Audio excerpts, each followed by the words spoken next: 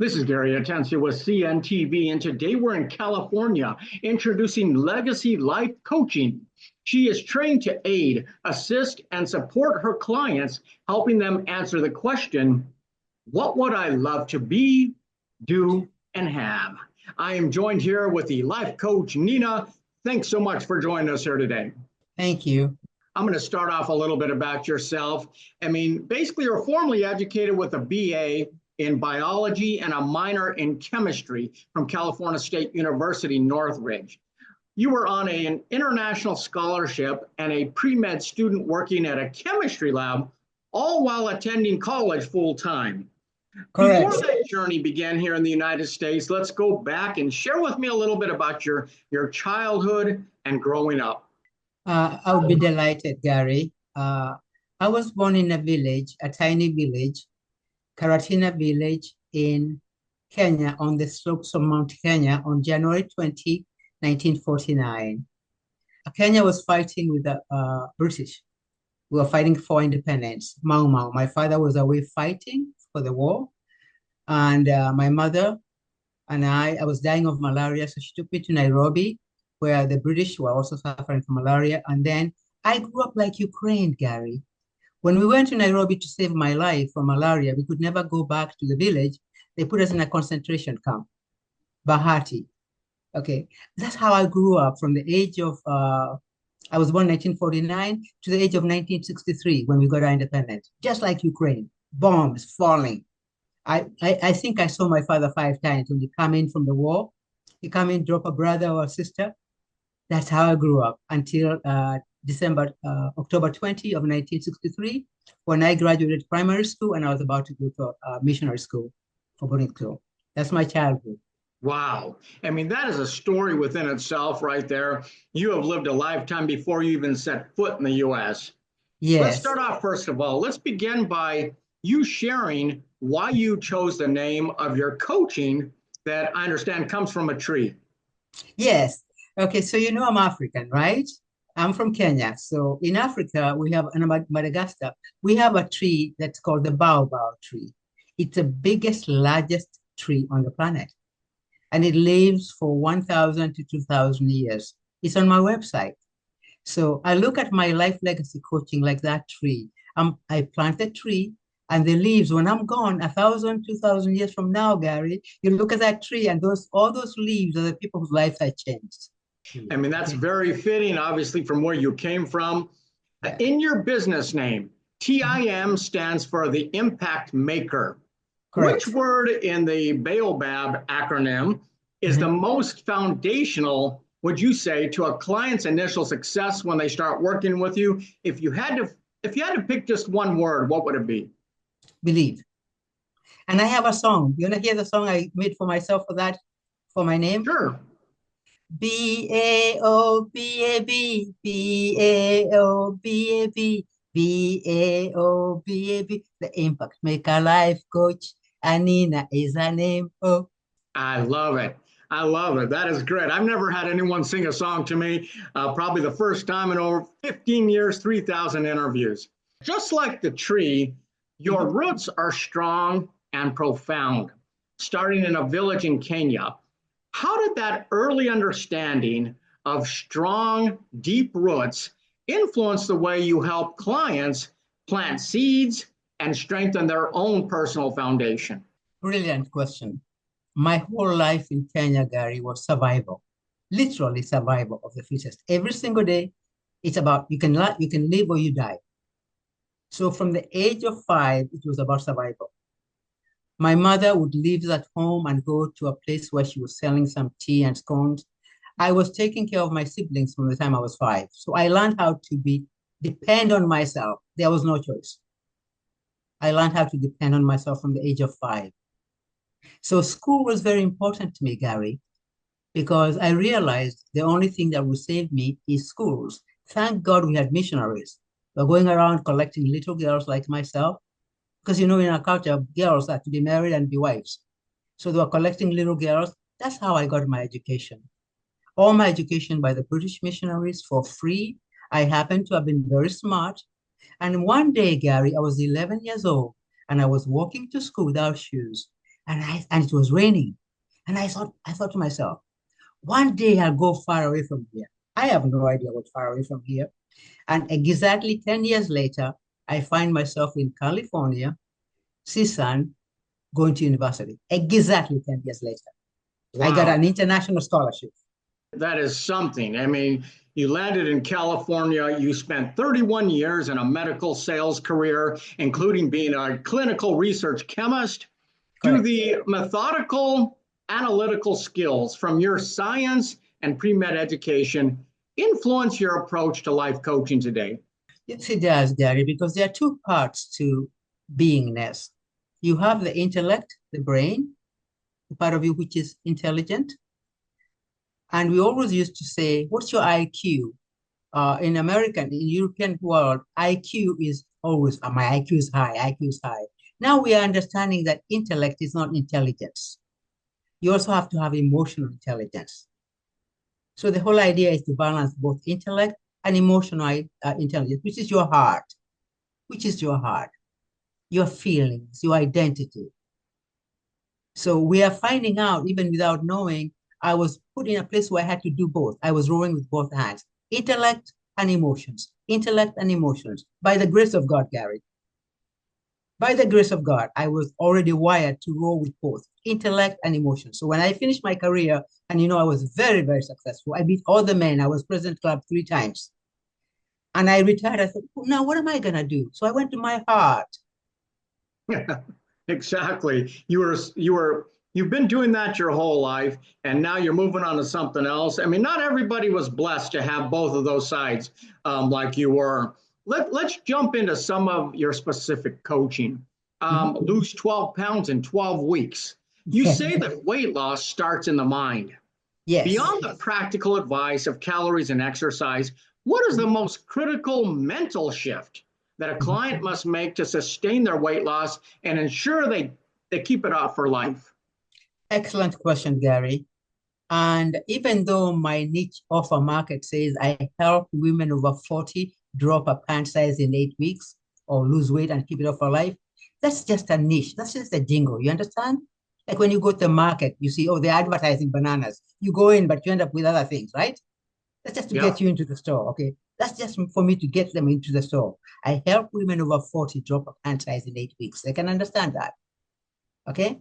But when they come into the store, I know that what they need to do is also balance their tires of physical, emotional, mental, and spiritual, the tires of their whole life. Imagine that, Gary. Right now, I can see that you're just looking at you, that you have a good, healthy body. You're not 50 pounds overweight. Somehow or other, you learned how to balance your physical body, the one that carries you. That means you're not 300 pounds, you're healthy. Then after you do that, you learn also, I teach them how to go into their heart, to love themselves, okay, and care for themselves. Then I teach them to go into the mind. Everything comes from the mind. What do I want to look like? Is this because I want to find a husband? What's your motivation? Why are you motivated to be healthy? Most of them, they are women. I have children, my husband, whatever, I don't want to die. I have a kid to get through high school and whatever. Okay. There is always something from it. You have to have a reason. Okay. After all, it's not about looks anymore. It's about that's how you're going to maintain it, Gary.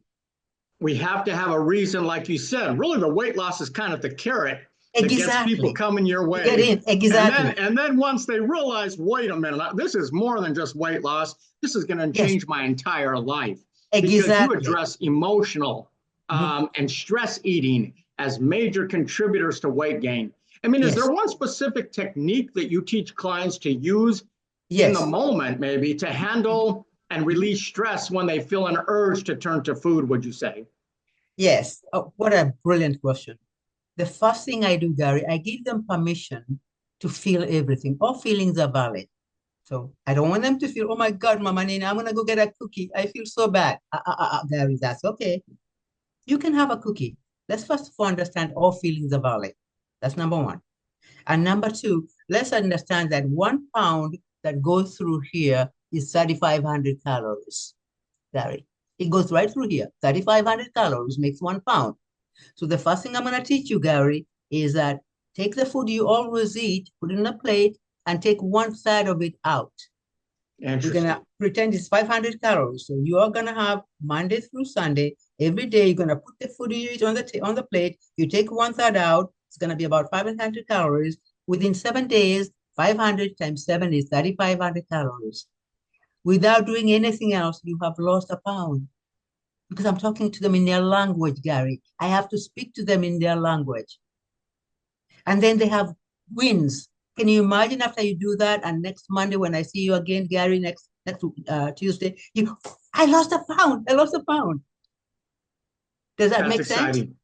Okay. That's exciting. I start at the level where they are speaking their language. I mean, people want to see results. Sometimes we want to see results so fast instead of just understanding that anything that's going to stay off is going to take time like that and really addressing it in a practical way. I mean, for many of us, we did not even worry about weight until we experienced aging metabolism. Can you kind of tailor your approach to the nutritional and exercise needs of golden gals or clients over 50, would you say? I am one of those. I'm a golden gal. And I want you to know, Gary, again, I teach by example. I am 76 years old. I am 5'2". I weigh 106 pounds. I'm a size 4, and you can see. Look at me. Look at me. Incredible. Okay? I have never taken a drug. The biggest drug I've ever taken is aspirin. I doctor myself with supplements. So I teach them by example. I show them. You can be 76 years old with beautiful body, beautiful immune system, because this is the only vessel you have. Gary, I want them to understand. This is a car. You're not going to be able to change it. You cannot send this car and get another one. Okay, you are not going to have another car, Gary. One of the first things I see ladies doing, men doing as they get older is they start covering up the neck because you can tell the age in the neck. That is incredible. I mean, you look like you're in your 20s or 30s. That is fantastic. I'm 76 years old. And I mean, care coaching. Let's touch on that. Career after retirement empowerment. Do many professionals kind of lose their sense of identity upon retirement? And are there steps to help clients transition their self-worth from maybe a professional to a meaningful role? Yes, Gary. I read a book written by a woman in Australia called The Regrets of the Dying. These are people like you and I, former white-collar professionals, okay? Because those are the people I knew, former white-collar professionals who are now retired. The kids are grown, everything is good. They don't have need to have homes and everything. Now, the question is, what is my legacy? And all their regrets, Gary, there was not a single one of them, the regrets of the dying. Not one regretted working more, making more money, okay? They all regretted not spending time with family, not loving their family. They all regretted the quality of love, again, the heart, that they did not spend it, the loving part. Remember the intellect and the EQ? They all regretted the EQ because they didn't spend the time. And you can't have that time back, Gary. Think about that. You can't get the time back. Obviously, that book is addressing an issue that people don't even think about sometimes until it's too late. Until it's the regret of the dying. You ask these clients, coaching is my dharma, what is yours? These former career professionals are used to external validation. Can you help them discover maybe their new passion or their legacy that they will feel is truly fulfilling? Yes, that's the whole idea, Gary. Okay, that's the whole idea. We, the people I'm talking to, we've been there, done it, we've made the money, the kids are grown, we're good, okay? Remember, it's a specific club of people. Okay, so now, okay, my friends are about the same age as me. So let's pretend that we're going to be lucky enough to have another 12, 15 years. Let's pretend, Gary. By the way, Jane Goodall died 3 days ago at 99. Okay, so I always use 99. Let's pretend that our genetic is going to give us, because my friends are still alive. They're all 70s and above. Okay, what is your legacy? Gary, this is going to make you laugh. I make them I make a joke. I said, let's say we died and you go to St. Peter. St. Peter is an old man. He has a book and he knows that Gary is coming today. Nina is coming today. Okay. And he looks at the book and he says, Gary, I noticed you retired at 76 and I gave you until 1999. And I'm looking at your book here now, Gary. Let's see what you did with those extra years I gave you, Gary. Let's just have a look. A lot of people have a blank book at the end. And that's really sad because that is the one time that you really are able to focus on yourself and on what you want to do for others, not just the family that you help raise. Exactly. In your general life coaching, you explore 4 domains: physical, emotional, mental, and spiritual. Which of these 4 tiers is most often neglected? And is there a ripple effect when they start dedicating some attention to it? You will be amazed by the one they ignore, that they're not even aware of. It's not the spiritual because we all know we are alive. We're God's children, right? So it's not that. They don't even think about that. It's not the mind because we all have to find a job to eat, to live. Okay, so it's not the mind, career. Okay, that's a given. The body they know about because if they're healthy, that they know. The one they ignore the most, Gary, is the heart. It's the heart, the feelings. Remember the intellect and the EQ? We are in a feeling, living planet. Okay? Feelings. Our feelings either are high or low. They're called wavelength, quantum physics. When you're anxious and angry, you're in the beta waves. You're angry, you're doing stuff. Okay, you're stressed. But when you are in alpha waves, when in your heart, you're able to see things and do things. I mean, the flow of life. Am I making sense? That's the most ignored part of everyone's life, the heart. And remember, we're in the ocean of life, Gary. You can either go big waves and crash, or you can go into your heart.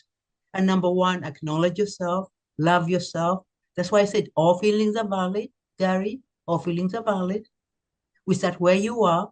And remember, you can't love anyone more than you love yourself, Gary. It's not going to happen. Ain't going to happen. So my first part is to bring them back to this tire. There are 4 tires of your car: physical, emotional, mental, spiritual, to drive your Lamborghini, or for me, a Jaguar, okay? Okay? Yep. I don't care how great of a Jaguar you have. Exactly. If one of those tires is flat, you're not going anywhere. And like you said, yes, you shouldn't have it on your shirt. Feelings matter. I mean, because obviously that's the energy around us. And I believe people neglect that as well because we don't see it. So we don't believe that it exists. The key to your program is being your authentic self. Yes. Can a client begin to identify really the difference between their authentic self and the person they have been programmed to be? And is that something you can help them with? That's actually my goal, Gary. I know they have a persona. I'm not concerned about their persona, who the mask they wear. All of us have a persona who we show people to be. Okay, for example, Nina is a former professional medical person, clinical chemist, medical sales, former mother. That's my titles. Okay, I have those. That's my persona. Okay, the mask we wear, we can all see it.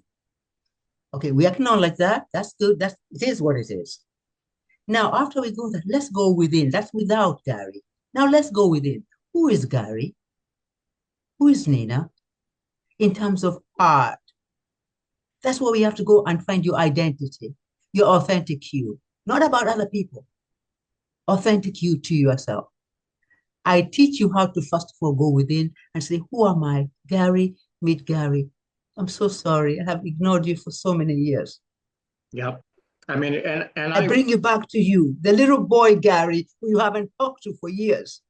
The who we are, our spirit, is really what goes on beyond this life anyway. It's a wonder we don't focus more on it while we're here because that's what's going to stay with us. Our body doesn't stay with us. Exactly. That is what actually goes on with us. Okay, I want to say one more word. What I teach them, Gary, is not to respect their life or their body, but to have reverence. Reverence. You know the word reverence? Reverence is beyond respect. You honor, oh my God, the universe gave me this body, this life, everything for a reason. I want you to have reverence. Like you go to a church and say, oh my God, I want you to have reverence for you. Yeah. Am I making sense? Yeah, not just aware of it, but actually have Reverence. reverence for it. Yes. That's a big step. I mean, you have mentioned being helped by many angels dressed up as humans and opportunities. Yes. Is there maybe a piece of advice that you received from any one of them in the past that you now incorporate into your own coaching practice? Absolutely. The missionaries, God bless the missionaries. Okay. Gary, if my father was alive, he would be killing the British. Okay. He was fighting for independence. There are two countries that kicked the British out, America in 1776 and Kenya in 1963. Only two that kicked them out by war. Okay, but me, I love the British. The British, they were trying to make us Christians, thank God. But they saw something in me which they saw there was something to work with. They saw the potential, the intellect part of it, of course. Mm-hmm. They gave me excellent education. All my education is for free. My scholarships, my chemistry teacher, that's why I was a chemist, found me a job at the Kenya breweries when I was 16, analyzing beer. I'm 16, I can't even touch it.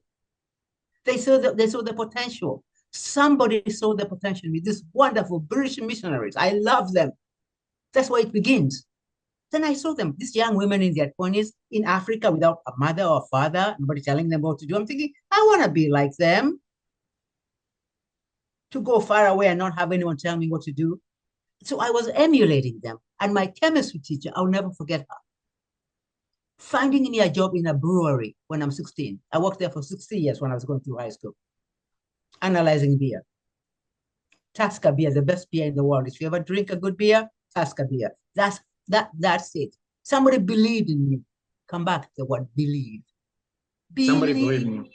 Believe. Somebody believed in you. The power of belief, someone else believe in you. I think that's what coaches do every single day.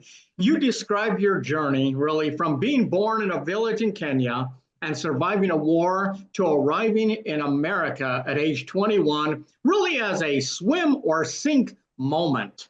Yes. What specific values from your Kenyan upbringing helped you swim in America, and has it been rewarding? Okay, that's a very, very smart question because I'm a Kikuyu. I come from the Mau Mau tribe. We're warriors. I'm a warrior tribe. There's no way I was going to fail. It was in my DNA. I am a warrior tribe, the first tribe of Kenya, Mau Mau. Okay, it's in my DNA, Gary. So I can't even answer you that. It's in my DNA. Put me anywhere. I'll fight. I'll make it. It's in my DNA. Churchill, never, never, never give up, okay?